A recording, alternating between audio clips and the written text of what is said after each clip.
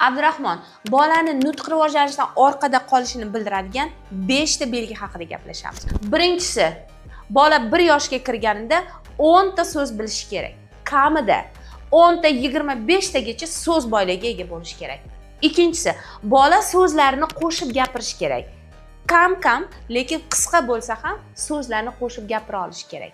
Uchinchisi, bola jestlar bilan gapirish kerak, ya'ni o'zini ishoralar bilan fikrini tushuntira olish kerak.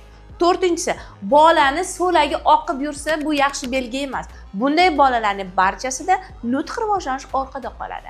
Beshinchisi esa, agar bola atrofga befarq bo'lsa, atrofdagilarning unga qiziqishi bo'lmasa, demak bilingki, bolangizda nutq rivojlanishidan orqada qolish kuzatiladi.